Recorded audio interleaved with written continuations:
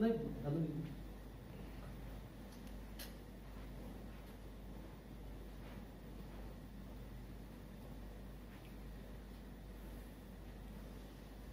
सुस्वागतम.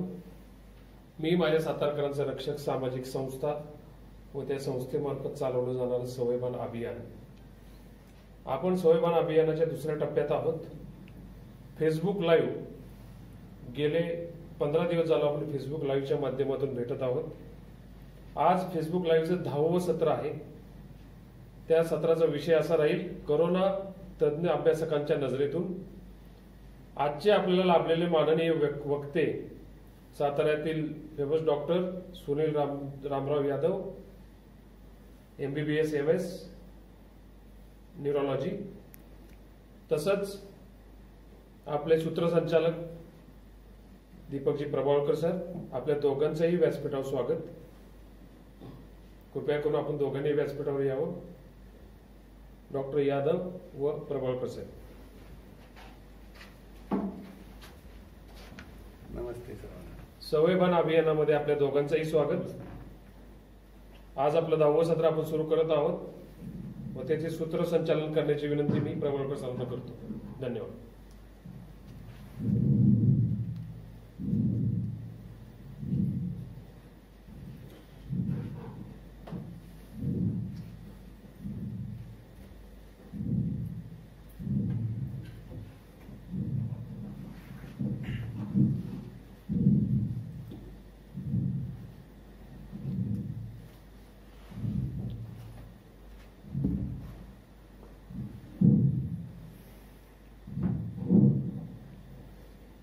नमस्कार. बरोबर 7 वाजले आणि सवयबानच्या फेसबुक लाईव्ह 10व्या सत्रामध्ये आपण आलेलो आहे.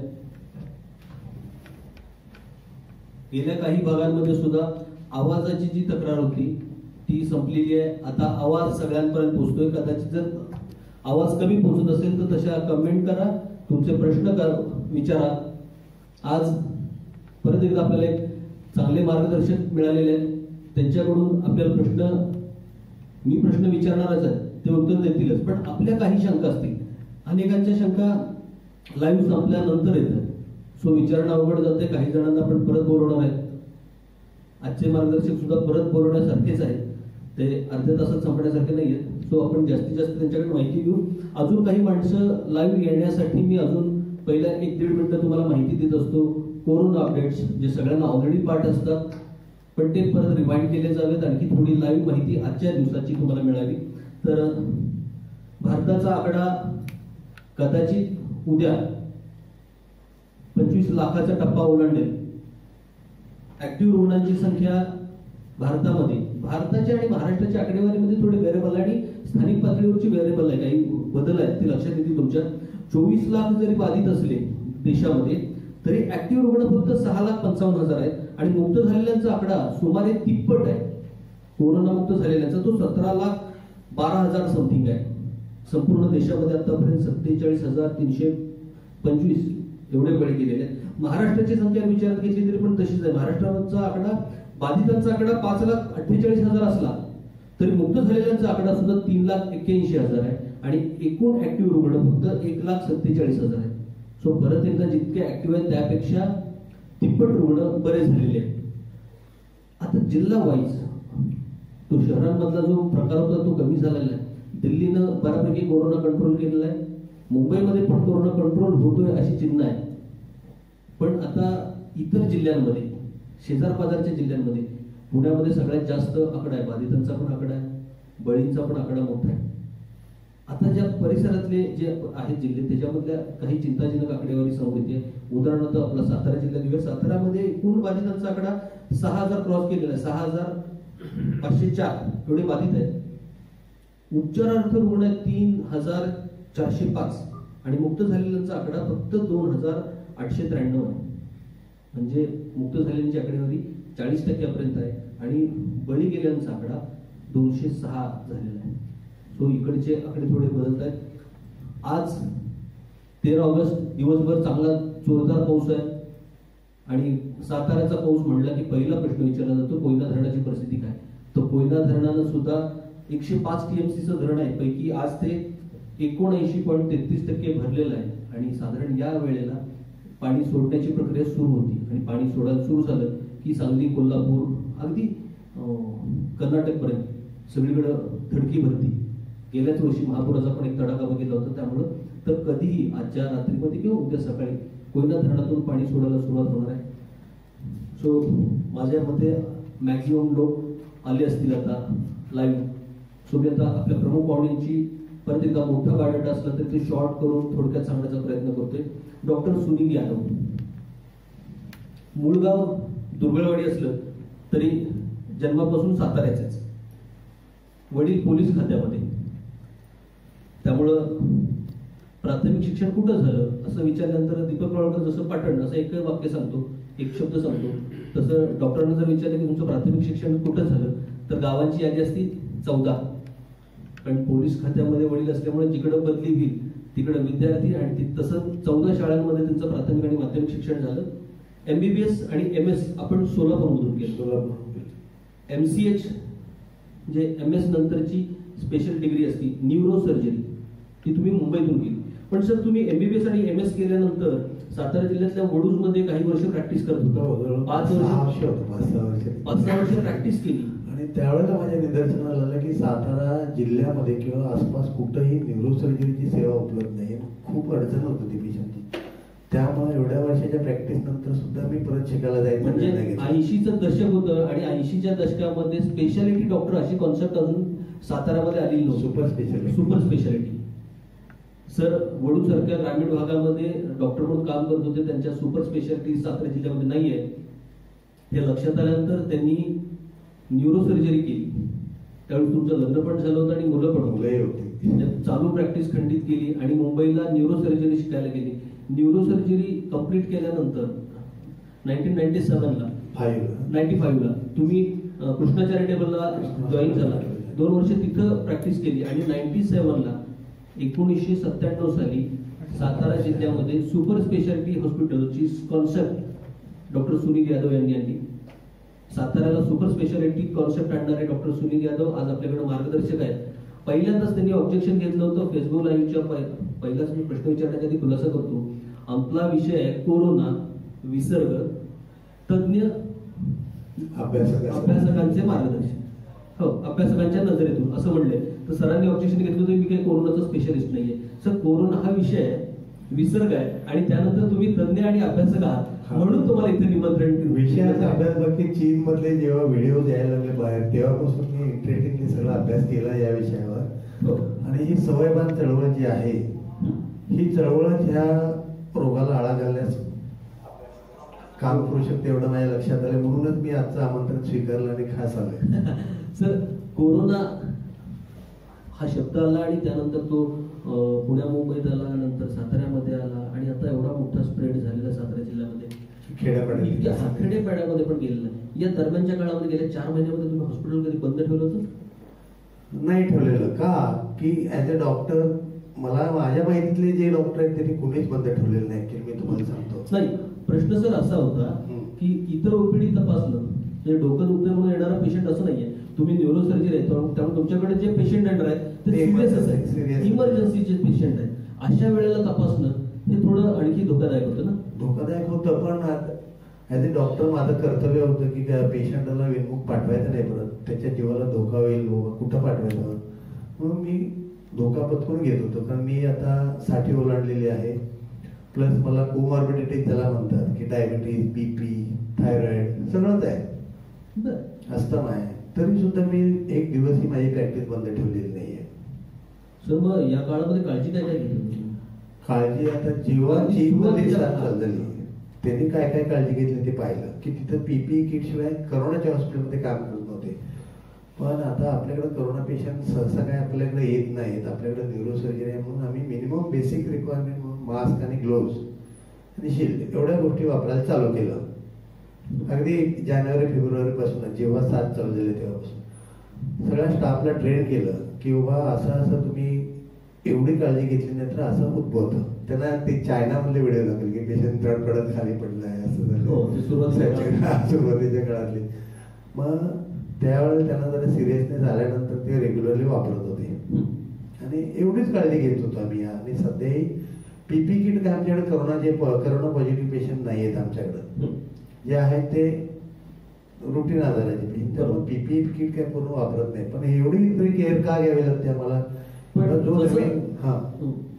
पुण्या मुंबईमध्ये कोरोना आला होता किंवा किंवा चायनामध्ये होता, त्यावेळेस पासूनच तुम्ही अवेअर झाला होता आणि त्यावेळेस पासून तुम्ही बेसिक रिक्वायरमेंट ज्या काळजी घेण्याच्या ज्या रिक्वायरमेंट होत्या त्या तरी फुलफिल करत होता. सर तुम्ही म्हटलं तसं तुम्ही कोरोनाचे अभ्यासक नाहीये, पण आमच्या दृष्टीने तुम्ही तज्ञ आहात आणि अभ्यासक आहात. सो मला प्रश्न विचारायचा की ओव्हरऑल कोरोना याविषयी काय सांगाल तुम्ही? ओव्हरऑल कोरोना हा व्हायरल इन्फेक्शन आहे, संसर्गजन्य आहे आणि याला टाळता येण्यासाठी गोष्ट म्हणजे या सवयभानच्या चळवळीत जे सांगतायत की मास्क वापरा, सोशल डिस्टन्सिंग करा, हात धुवा, बस एवढाच उपाय आहे त्याच्यावर. बाकी तुमची इम्युनिटी वाढवा वगैरे ह्याच्यावर काही ओव्हरऑल प्रदेशांमधला सुद्धा काही प्रदेशांमध्ये असं म्हणलं जातं की कोरोना कंट्रोल केला. हो, जपान, न्यूझीलंड वगैरे कंट्रोल झालाय. पण कशामुळे झाला? चीनमध्ये कंट्रोल झाला तर तिथं कम्युनिस्ट राज्य आहे, बळानं त्यांनी सगळ्यांना कोंडून ठेवलं आणि त्यामुळे कंट्रोल आला. पण न्यूझीलंड, जपान, साऊथ कोरिया इत्यादी देशात जो कंट्रोल आलाय तो सवयभान चळवळीमुळं. सगळ्यांनी शिस्त पाळली, स्वयंशिस्त, मास्क लावायचा, लांब उभं राहायचं, याच्यामुळेच त्यांच्याकडे आटोक्यात आलंय. आपल्याकडे अजून आटोक्यात येत नाही, म्हणजे लोकांना त्याचं इम्पॉर्टन्स अजूनही आलेलं नाही. कारण मी आत्ताही जेव्हा गावात फिरतो, लोक टोळकी करून गप्पा मारत बसलेले असतात, कुणाच्या तोंडावर मास्क नसतो. हे अतिशय चुकीचं आहे आणि धोकादायक आहे. म्हणजे तुम्ही म्हटलं तसं परदेशामध्ये सवयभान चळवळ सुरू झालेली होती, आपल्याकडे निष्काळजी अजून आहे. कोरोनाचा हव्यास झालेला आपल्याकडं 25 लाख क्रॉस केलेला आहे. जगामधली 3rd रँकची कंट्री आहे की जिथं कोरोना प्रचंड प्रमाणामध्ये आहे, तरी पण अजून ते अवेअरनेस आलेलं नाही या माणसांमध्ये. बरोबर आहे. तो काय असला पाहिजे मग अवेअरनेस? अवेअरनेस म्हणजे करोना पसरतो कसा हे अगोदर ध्यानात घेतलं पाहिजे की करोना संसर्गजन्य म्हणजे काय आहे, कधी उद्भवतो. आता प्रत्येक आजाराचं संस्कार निरनिराळ्या पद्धतीने, डेंग्यू किंवा मलेरिया हे डासापासून येतात. हा करोना जो आहे तो हवेतून बसतो. खोकल्यानंतर हवेत जंतू जे येतात ते आपल्या नाकावाटे आत गेले की ते जंतू आपल्या शरीरात वाढ व्हायला लागते. तर हा हवेवाटे पसरणारा जंतू, तर तो मग हवेतून जंतू आपल्यापर्यंत नाकात आपल्या हवेतून आत जाऊ नये ह्याची काळजी आपली घेतली पाहिजे. सगळ्यात महत्वाची गोष्ट आहे. कारण हा व्हायरल इलनेस असल्यामुळं त्याच्या उपाय नाहीये, काय मेडिसिन नाहीये की जे परफेक्ट लागू पडेल. रामबाण उपाय आपण ज्याला म्हणतो तसा कुठलाही उपाय नाही. जे काही आपण ट्रीटमेंट देतो हे सपोर्टिव्ह लाईन ट्रीटमेंट आहे. काही अँटीव्हायरल आहेत पण ते सुद्धा अगदी गॅरंटीड नाहीयेत. मग prevention is the best treatment for this illness. म्हणजे टाळणे हाच उपाय आहे, बरोबर, त्याच्याशिवाय दुसरं काही नाही. मग टाळण्यासाठी काय आहे? ही सवयभान चळवळ जी आहे त्याचा सगळ्या भारतात प्रसार व्हायला पाहिजे आणि त्याच्यानंतरच आपल्याला या रोगावर आळा घालता येईल. म्हणजे कोरोना ज्यावेळी चीनमध्ये होता त्यावेळेस तुम्ही तुमच्या स्टाफला व्हिडिओ दाखवून म्हणजे मार्च महिन्यामध्ये सुद्धा आम्ही जानेवारी एंडला चालू केलं होतं सगळं. हो, जानेवारी एंडला डॉक्टर सांगत होते सवयभान ठेवा आणि शुल्लक 3च गोष्टी आहेत अजून सुद्धा. शुल्लक आहेत सोशल डिस्टन्सिंग आणि मास्क. सर पण तुम्ही ह्याच्यामध्ये आम्हाला हात धुण्याचं नाही सांगितलं. हात धुवायला सांगतात वारंवार. हात धुवायला सुद्धा आता हात तर धुतलेच पाहिजे. हात आपण नुसत्या साबणाने धुतले तरी ते करोनाचे जंतू मरून जातात. पण दिवसातून किती वेळा हात धुणार आहे? तर आपण जेव्हा घरात दिवसभर बसून आहे त्यावेळेला काही सारखे हात धुवायची जरूर नाहीये. आपण जेव्हा बाहेरून कंटॅमिनेटेड एरियामधून परत घरात येतो त्यावेळेला हात धुतले गेले पाहिजे. क्लिअर ऐकलं पाहिजे सगळ्यांनी की हात धुवायचे आहेत, पण ते कधी धुवायचे आहेत? कारण उदाहरणार्थ माझ्या एका मित्राला सांगतो, सातारामधून कोल्हापूरला निघालेला आणि ते प्रवासाचं त्यानं वर्णन सांगितलं की मी किती काळजी घेत होतो की उमरज आलं की बिस्लेरी बाहेर काढली, साबण काढला, हात धुतला, तिथून ड्राईव्ह करत गेला, परत कराडला गेला, कराडपाशी धुतलं, म्हटलं इस्लामपूर फाट्यावर एकदा धुतलं आणि कोल्हापुरात पोचल्या एकदा धुतलं. गाडीत एकटाच होता. सो आता जितके जास्त दिवस जातील तस तसं करोनाविषयी अवेअरनेस माहिती वाढायला लागलेली आहे. तर पूर्वी सांगत होते की लिफ्टच्या बटनाला हात लावला की होते, काउंटरवर हात ठेवला की होते. पण आता शास्त्रज्ञ म्हणतात की सरफेस कंटॅमिनेशन आणि सरफेस ट्रान्समिशन एवढं नाहीये. हा, पूर्वी अगदी ते वेळेवर दाखवायचे, बटन दाबायला सुद्धा असं पायानं दाबतोय हो, कुठं हो. एवढं नाहीये असं मलाही वाटतंय. आता माझा स्वतःच एक एक्सपिरियन्स सांगू इच्छितो मी तुम्हाला, की आता जानेवारीपासूनच आम्ही मास्क वगैरे वापरत होतो. मग हा कोरोना जो आजार आहे त्याच्यामध्ये प्रेझेंटेशन व्हेरिड असू शकतं, की आपल्याला माहिती आहे ताप, थंडी, खोकला आणि दम लागणे, पण त्याच्यामध्ये सेरेब्रोव्हास्क्युलर सिस्टम म्हणजे मेंदूला इजा होऊ शकते, रक्ताच्या गुठल्या होतात, मेंदूत रक्तस्राव होतो किंवा म्हणजे कोरोनाच्या लक्षणांमध्ये फक्त सर्दी, खोकला, ताप हे नाहीये. एवढंच नाहीये की त्याच्यामुळे बाकीचे आजारही उद्भवतात. सेरेब्रोव्हास्क्युलर ऍक्सिडेंट म्हणजे मेंदूमध्ये रक्तस्राव होणे किंवा मेंदूचे रक्तवाहिनी चोकअप होणे, हृदयाच्या रक्तवाहिन्या चोकअप झाले की हार्ट अटॅक येणे, हे सुद्धा कोरोनाचं एक लक्षण आहे. म्हणजे सर असं होऊ शकतं की मेंदूमध्ये रक्तस्राव झालाय आणि पेशंट तुमच्याकडे आलाय तर डायरेक्ट होऊ शकतो असं? तो पॉझिटिव्ह असू शकतो. बरं. तर पूर्वीच्या काळी अगदी सुरुवातीच्या काळात जानेवारी फेब्रुवारीमध्ये हे RT-PCR टेस्ट वगैरे अवेलेबल नव्हत्या, त्यामुळे इमर्जन्सी आली की ऑपरेट करणे याच्याशिवाय पर्याय नव्हता आमच्याकडे. त्यावेळेला उलट सरकारनंच बंदी घातली होती की RT-PCR तुम्ही प्रत्येक पेशंटची करू शकत नाही. त्यामुळे आला की पेशंटला ट्रीटमेंट देणं तर भाग आहे, त्यामुळे त्या पेशंटला ऑपरेशन वगैरे केलं. रुटीन आमचे काय कापडी मास्क आणि ग्लोव्स. तुमच्या दवाखान्यामध्ये म्हणजे गिरिजा हॉस्पिटलमध्ये एक एपिसोड झाला होता. गिरिजा हॉस्पिटलमधला एक एपिसोड होता की गिरिजामध्ये एक पेशंट आला, इमर्जन्सी आहे, उत्तरदायित्व आहे, डॉक्टर म्हणून कर्तव्य आहे, डॉक्टरने ऑपरेशन केलं आणि ऑपरेशन केल्यानंतर काही दिवसांनी असं कळलं की तो पॉझिटिव्ह आहे. काय एपिसोड होता सगळा म्हणजे तेच पेशंट आल्यापासून? आता कालची परवाचीच बातमी आहे, आपले माजी राष्ट्रपती प्रणव मुखर्जी साहेब, त्यांना मेंदूत रक्तस्राव झाला म्हणून त्यांना ऑपरेशन केले आणि त्याच्यानंतर त्यांची टेस्ट पॉझिटिव्ह आली. सेम माझ्याकडे तशी केस झाली. ही कधी झाली? सुरुवातीला मार्च एप्रिलच्या दरम्यान. त्यावेळेला टेस्टिंग करता येत नव्हतं एवढं, त्यामुळं विदाउट टेस्टच त्याला ऑपरेट करावं लागलं होतं आणि त्याच्यानंतर पेशंट इम्प्रूव्ह होत नाही, ऑक्सिजन कमी राहते म्हणून मी टेस्ट करून घेतली त्याची.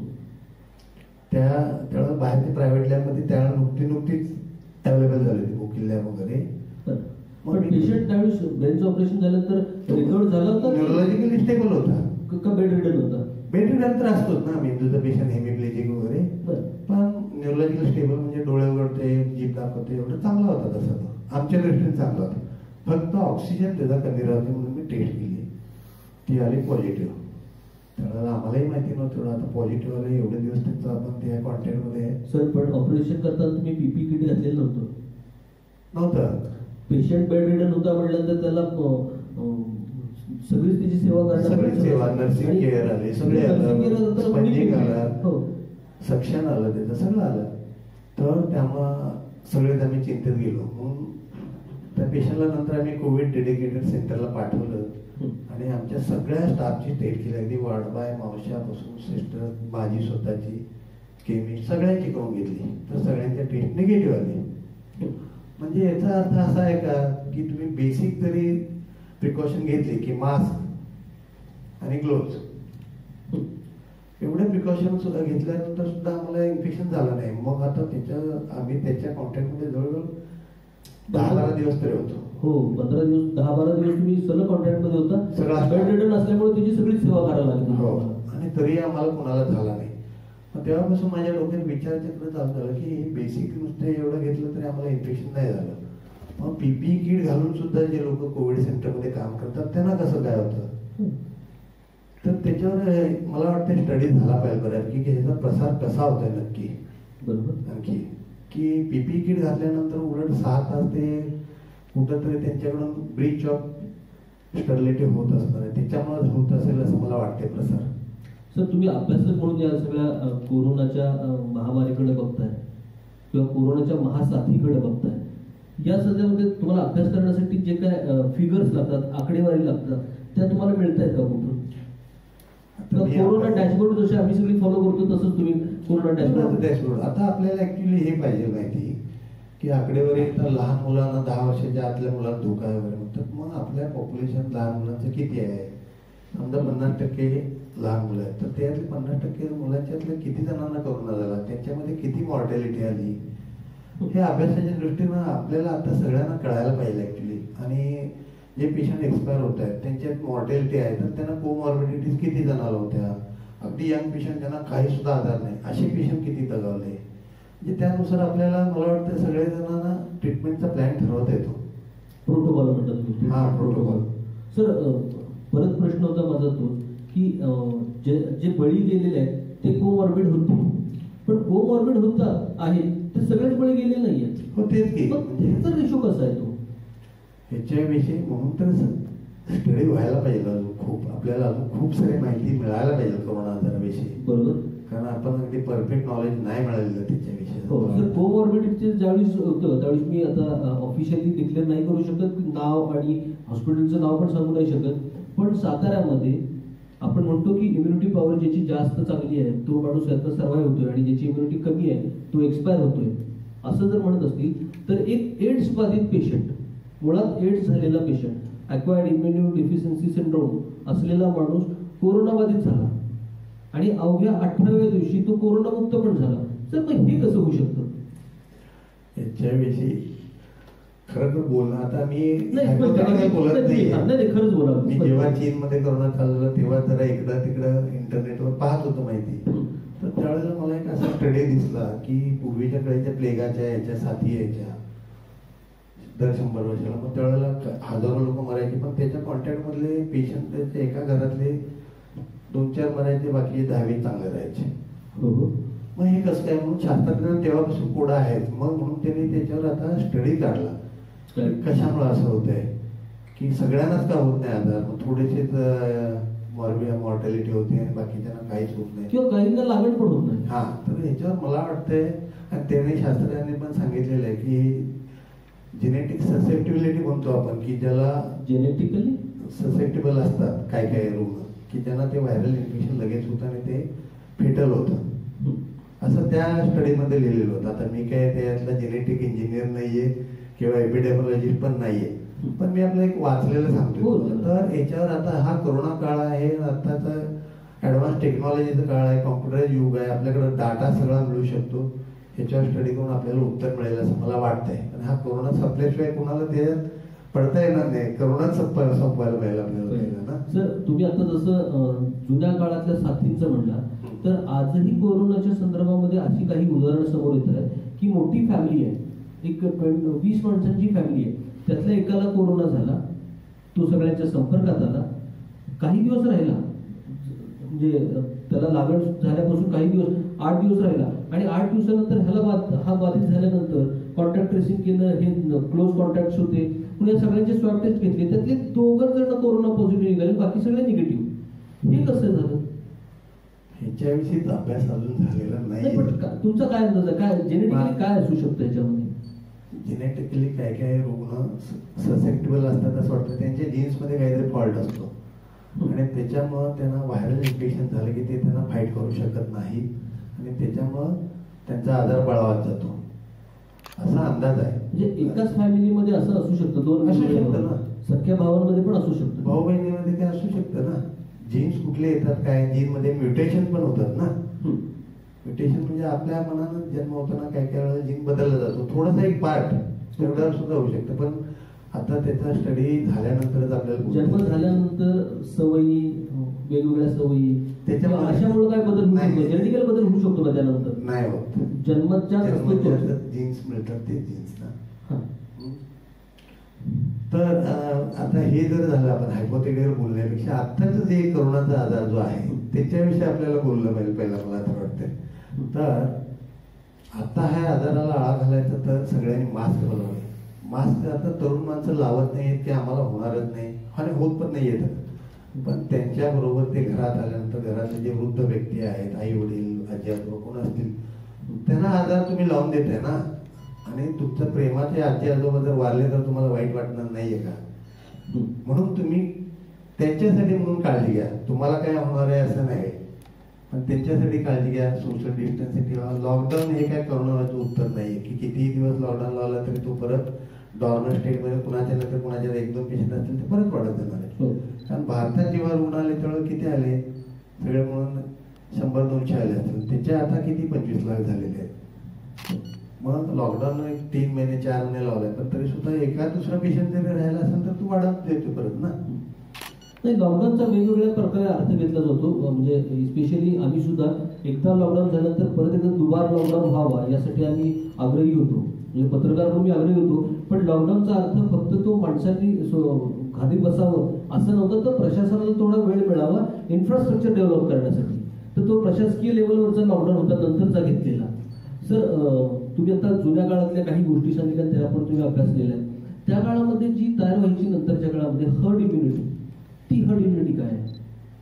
हर्ड इम्युनिटी हे आपल्या शरीरात प्रतिकार शक्ती निर्माण झाल्यानंतर ते जंतू पुढं जाऊ शकत नाही, कारण पुढच्या माणसाच्या अंगात ऑलरेडी प्रतिकार शक्ती आहे, त्यामुळे त्यांची ग्रोथ होत नाही, त्यामुळे ते नष्ट होऊन जातात जंतू. त्याला म्हणायचं इम्युनिटी. मग हर्ड इम्युनिटी म्हणजे समजा 100 माणसं आहेत तर त्यातले 70 ते 80% लोकांना आजार झाला की परत तो आजार पसरत जात नाही. कारण जो कॉन्टॅक्टमध्ये येणारा माणूस आहे तो ऑलरेडी इम्युनाइज्ड आहे. तर हर्ड इम्युनिटी व्हायची वाढ करतोपर्यंत आपल्याकडे मॉर्टॅलिटी खूप वाढत चाललेली आहे, खूप लोक मारतात, म्हणून त्याला इम्युनायझेशन करून इम्युनिटी आणतात. म्हणजे वॅक्सिन देऊन किंवा हे नॅचरल हर्ड इम्युनिटी यायला खूप वेळ आहे, तेवढं आपण अफोर्ड नाही करू शकत. हो, हर्ड इम्युनिटी यायला किती वेळ लागतो आणि सध्या समाजामध्ये अशी हर्ड इम्युनिटी कुठल्या कुठल्या आजारांबद्दल आहे? नॅचरल इम्युनिटी कुठलीच नाही, पण आता आपण इरेडिकेट केलेले आजार कुठले आहेत? स्मॉल पॉक्स आहे, बरेचसे आजार आहेत, पोलिओ आहे, ते आपण हद्दपार केले. त्याच्यामुळे व्हॅक्सिन देऊन सगळ्यांच्या अंगात प्रतिकार शक्ती तयार करून त्या आजाराचे जंतू आता जगातून नष्टच झालेले आहेत. तसे कोरोनाचे जंतू सुद्धा आपण व्हॅक्सिन वगैरे आल्यानंतर नष्ट होणारच आहेत. तोपर्यंत आपल्याला हे सवयभान चळवळ बाळगली पाहिजे. सर, अगदी स्पष्ट प्रश्न आहे, कारण हा एखाद्या शासकीय अधिकाऱ्याला विचारल्यानंतर तो आम्हाला प्रॉपर उत्तर मिळणार नाही, कारण त्यांच्यावर बंधन आहे. तुम्ही सांगू शकता, जसं कोरोना नवीन आला होता त्यावेळेला सगळ्या आरोग्यकर्मींना, सगळ्या डॉक्टर्सना, जे कोविड-19 वॉर्डमध्ये काम करणार आहेत त्यांच्यासह बाकी सगळ्यांना काही प्रिकॉशन म्हणून हायड्रोक्लोरोक्सिन देत होते, HCQ गोळ्या देत होते. हे सरकारकडूनच दिल्या गेल्या होत्या. तसं आता काय बदल झालेत का? HCQ तर बऱ्यापैकी आता मागं पडलेला आहे. नवीन आरोग्यकर्मींसाठी काहीतरी प्रिकॉशन म्हणून दिलं जाते का? आणि अगदी खरं तुम्ही आणि तुमच्याकडे एपिसोड झालाय तुमच्या हॉस्पिटलमध्ये, तुम्ही एका कोरोना बाधिताचं ऑपरेशन केलं, तुम्हाला कोरोना झाला नाही, स्टाफमध्ये कोणाला झाला नाही, तुम्ही HCQ घेतलं होतं का? आणि HCQ हे कोरोनाचं गार्ड आहे का?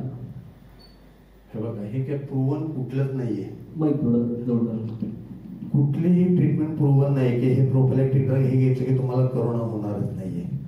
पण आता लोक म्हणतात होमिओपॅथीचा असणे का अल्बम घ्या, आयुर्वेदाला गुगल वेलचं ते काढा घ्या, नाकातून पाणी सोडा इकडून तिकडं, गरम वाफ घ्या, जलनेती वाफ घ्या, वाफेने जंतू मरून जातात, रोज 2 पेग घ्या, जे जंतू मरून जातील. पण ही काही प्रूव्हन नाही. प्रूव्ह कधी होईल? तुम्ही त्यांना ते करायला लावा आणि करोनाच्या वार्डात फिरून यायला सांगा, मग त्यांना जर करोना नाही झाला तर मग ते प्रोफिलॅक्टिक म्हणून वापरतील. आता HCQ का मागे पडलं की HCQ दिलं, देत होते सगळ्यांना, तरी सुद्धा करोना होत होता त्या रुग्णांना. माझा आणखी प्रश्न होता, तुम्ही घेतलं होतं का? मी घेतो, अजून पण घेतो मी. बरं, पण त्याचा आणि कोरोनाचा गार्ड म्हणून उपयोग होणार नाही का? नाही, सांगू शकत नाही. आता हे कधी प्रूव्ह होईल की त्याला स्टडी पाहिजे ना, असा की तुम्ही घेतले आणि तरी तुम्हाला कोरोना 100% होणार नाही असं जेव्हा स्टडी होईल तेव्हा ती प्रूव्हन औषध म्हणायचं ना. हो. तर आता जे बाहेरची स्टडी झाली, बाहेरच्या कंट्रीमध्ये स्टडी झाली की बाबा कोरोना झाल्यानंतर HCQ दिल्यानंतर पेशंटमध्ये सुधारणा झाली. ठीक आहे, मग प्रोफिलॅक्टिक घ्या तर घेऊयात ना. आता माझ्याकडे जे रुग्ण येतात लकव्याचे वगैरे असतातच मेजॉरिटी, मग त्यांच्या सगळ्यांची इच्छा असते की तिकडं निपाणीला त्या पांडुरंग क्लिनिकमध्ये जायचं, पांडुरंग कुंभार. आता मानसिक समाधान होणं पेशंटचं गरजेचं आहे. त्यामुळे मी म्हणतो ठीक आहे, तुम्हाला आयुर्वेदिक ट्रीटमेंटला जायचं तर जावा, त्यांची औषधं पण घेऊया, आमची पण चालू ठेवा. कारण मानसिक समाधान रुग्णांचं महत्वाचं असतं. तसं प्रोफिलॅक्टिक ड्रग जे आहेत ना, हे घेतलं बरं वाटतंय ना, वाफारा घेतलं बरं वाटतं, घ्या, खूप धोका तर नाही, प्रूव्हन नाही आहे, ठीक आहे, असू दे, घेऊन बघा. पण काय काय वेळेला काय काढे किंवा काय जे इतके प्रमाणाच्या बाहेर घेतलं तर त्याच्यामुळे शरीरावर दुष्परिणाम सुद्धा होऊ शकतात ना. म्हणून मॉडरेशन मध्ये करा सगळं. म्हणजे डॉक्टरांनी सांगितलं तसं की वाफ घेतली तरी चालेल, काढा घेतला तरी चालेल, पण तो योग्य डॉक्टरांकडून योग्य मार्गदर्शन घेऊन मग घ्या. त्याच्यापासून तुम्हाला अपाय नाहीये. पण इट इज नॉट प्रूव्हन की तुम्ही रोज दिवसातून 4 वेळा काढा घेताय किंवा 2-4 वेळा तुम्ही वाफ घेताय म्हणून तुम्हाला कोरोना होणार नाही. कोरोना होणार नसेल तर परत एकदा सांगितलेलं त्याच गोष्टी, मास्क आणि सोशल डिस्टन्स. सर हो, तुम्ही जे सांगितलं तसं आमच्याकडे काही आता आयुर्वेदाचे पण डॉक्टर आले होते, ॲलोपॅथीचे आले होते, होमिओपॅथीचे आले होते. त्यांनी काढे सांगितले, त्यांनी आर्सेनिक अल्बम सांगितलं आणि त्यांनी सांगितलं की हे सगळं का करायचं आहे तर यांना इम्युनिटी पॉवर बूस्ट होती. मानसिक शांती जर असेल माणसाला तर त्याची इम्युनिटी पॉवर बूस्ट होते.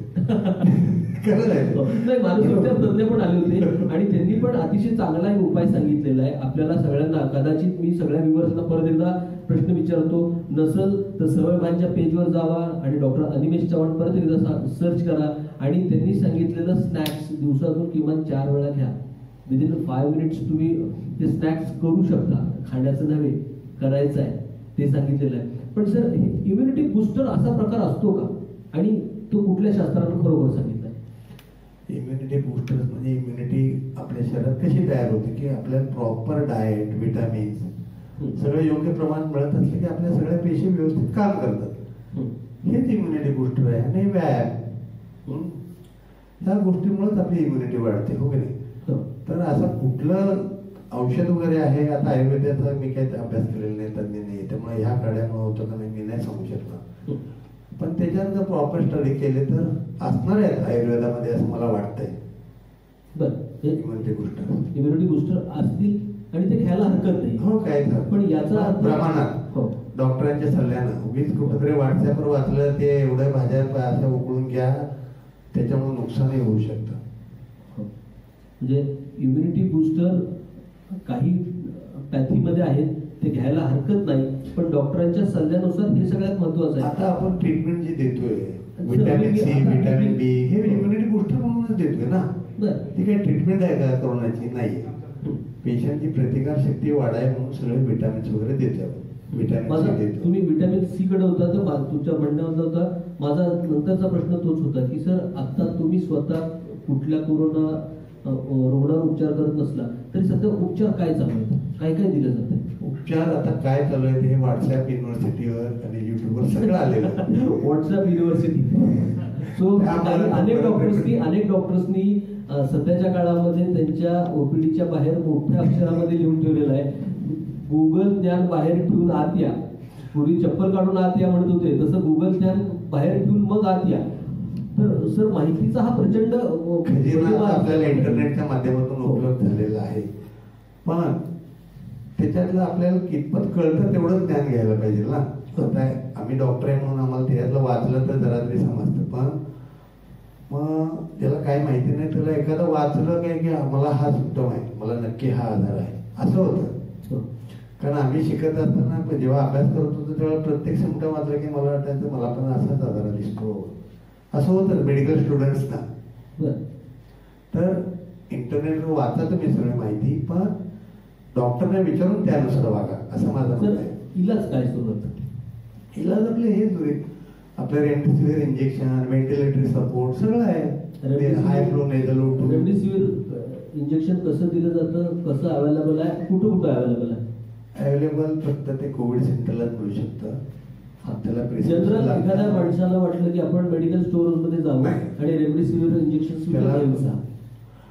डेडिकेटेड कोरोना सेंटरमध्ये तिथल्या डॉक्टरांनी प्रिस्क्रिप्शन दिल्यावर अख्ख्या सातारा जिल्ह्यात एका ठिकाणी मिळतं आपल्याकडे सनी मेडिकल. तसं प्रत्येक जिल्ह्यात सेंटर्स नेमून दिलेले आहेत. ओके, म्हणजे कोरोना केअर सेंटर मध्ये पण मिळत नाही, डेडिकेटेड कोविड हॉस्पिटल्स आहेत तिथंच, म्हणजे तिथं गरज आहे तिथंच आहे त्यावेळेला. हो. बरं, ते सर ऐकलंय खूप माणसांनी, म्हणजे आम्ही सुद्धा त्या गुगल युनिव्हर्सिटीचेच विद्यार्थी आहोत, आम्हाला सुद्धा अशीच माहिती मिळाली आणि त्यामुळे हे प्रश्न तयार झाले.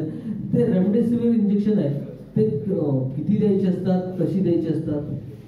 माझ्या माहितीनुसार तरी एकच इंजेक्शन देतात ते.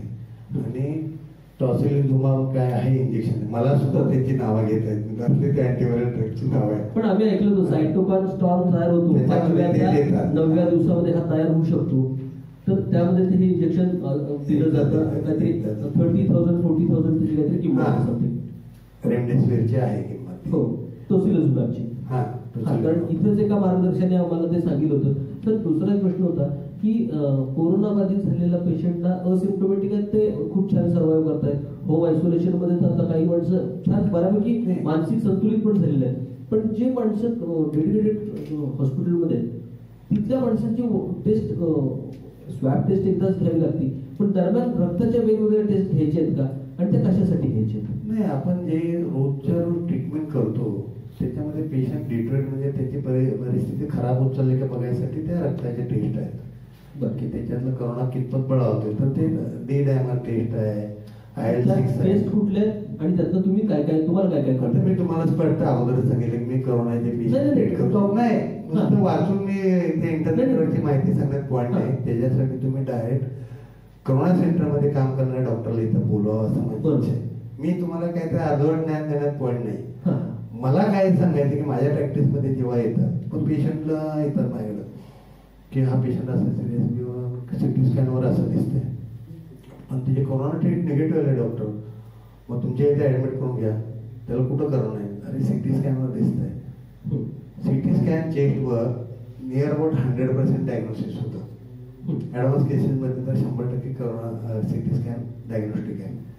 आणि हे जे आहे RT-PCR टेस्ट ती 65% रुग्णामध्ये पॉझिटिव्ह येते, 35% रुग्णांच्यात पॉझिटिव्ह असून सुद्धा निगेटिव्ह येते. त्याची कित्येक कारणं असू शकतात की टेस्ट करताना गोळा बरोबर आत घातला नाही, त्याचं कल्चर मिडियम बरोबर नव्हतं, कोल्ड चेन मेंटेन झाले नाही, असं आहे. कोरोना टेस्टच्या RT-PCR पण सगळ्यात तुम्ही म्हणता सिटी स्कॅन मधून 100% कळतं सिटी स्कॅन चेस्टवर.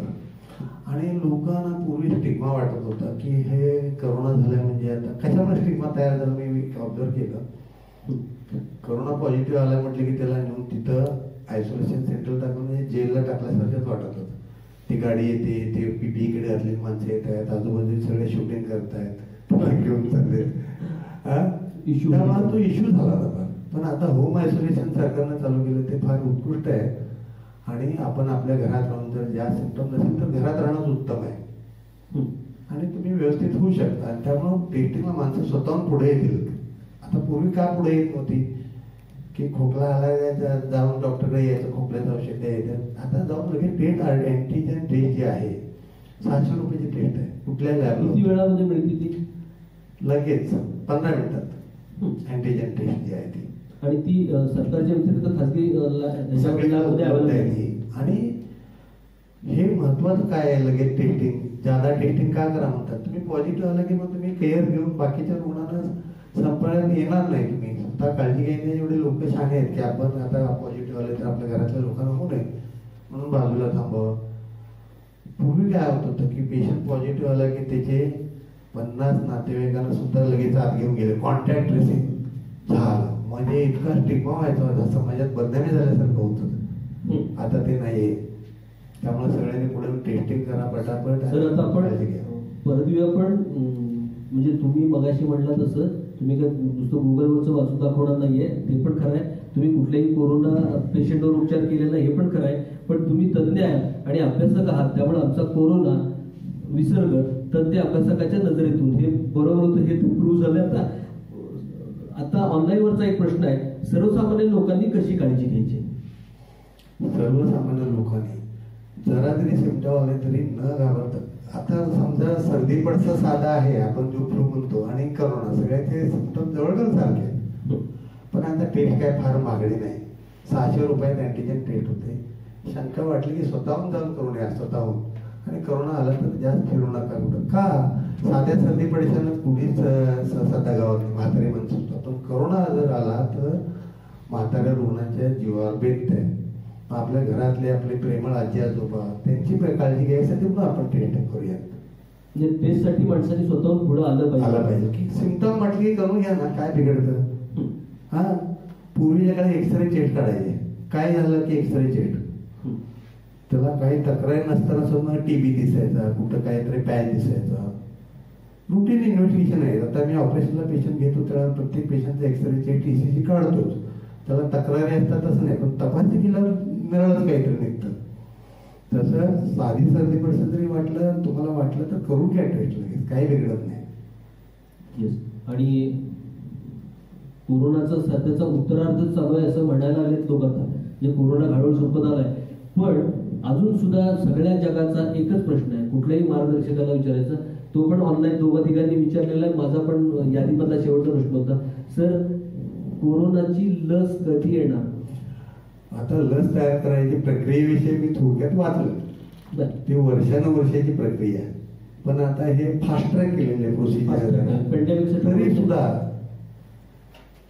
आता रशियानं लस काढली, तरी त्याच्या प्रत्येक लस काढल्यानंतर त्याचं टेस्टिंग का करावं लागतं, की ते लस तयार कशी करतात, आहे ते जंतूस ॲटेन्युएशन म्हणजे त्याची पॉवर कमी करतात. ती का पॉवर कमी करायला कसं करतात ते मलाही माहित नाही फार.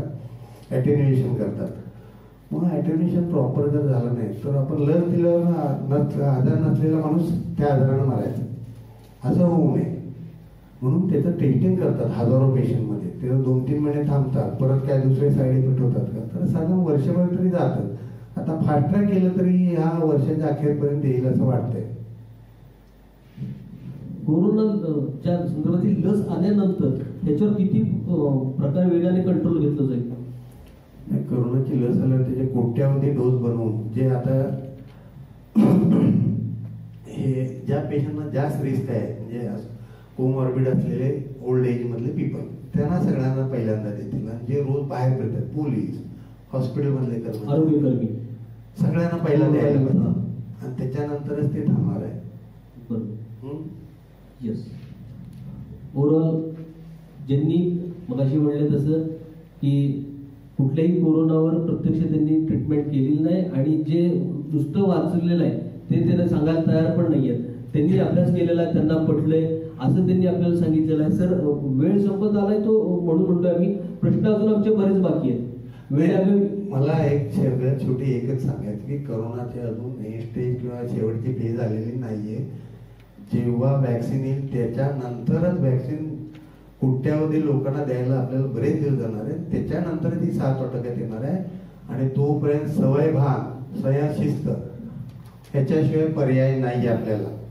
साताऱ्यामध्ये राजेंद्र चोरगे साहेबांच्या मार्गदर्शनाखाली ही सवय भानची स्थापना झाली आणि त्यांनी साधारण 1.25 लाख माणसांपर्यंत पोहोचले. आणि ते तेच सांगतात वारंवार, तुम्ही ज्या सूचना सांगितल्या की मास्क वापरा हे सांगतात. ह्या चळवळीविषयी काय सांगा? नाही, ही चळवळ मला स्वतःला पटलेली आहे, म्हणून तर मी स्वतःहून इथं बोलायसाठी आलेलो आहे. कारण याच्याशिवाय दुसरा पर्याय नाही. आणि आज इथं राजेंद्र चोरगे साहेबांनी आणि तुम्ही मला इथं बोलण्याची संधी दिल्याबद्दल मी अत्यंत आभारी आहे तुमचा. आणि माझ्या फेसबुक मधल्या दर्शक लोकांना सुद्धा मी धन्यवाद देतो. येस. आपण प्रत्येक वेळेला या सवयवान चळवळीमध्ये मार्गदर्शक म्हणून ज्या माणसांना बोलवतो ती माणसं खरोखर खऱ्या अर्थानं यानं पूर्वी येऊन गेलेले ते सुद्धा आपल्याशी अटॅच राहिलेले आहेत. आणि डॉक्टर सुनील यादव हे सुद्धा आपल्या सवयवान चळवळीला यानंतर सुद्धा असंच मार्गदर्शन करत राहतील. आपण आलेल्या माणसाला सुरुवातीला वेलकम करत नाही, कारण ती सुरुवात असते येण्याची. मुलाखत झाल्यानंतर ते खऱ्या अर्थानं सवयवान चळवळीला एकरूप होतात, कायमस्वरूपीचे मार्गदर्शक होतात. त्यामुळे आपण मुलाखत संपल्यानंतर त्यांना वेलकम करत असतो. हेच वेलकम करण्यासाठी माझी सभापती, माझी नगरसेवक, साताऱ्याचं लाडकं नेतृत्व डॉक्टर रवींद्र भारती तथा रवींद्र सुटी आणि सवयवान चळवळीचे अध्यक्ष वसंतसिंग जोशी या दोघांना मी निमंत्रित करतो की त्यांनी डॉक्टरांना वेलकम करावं.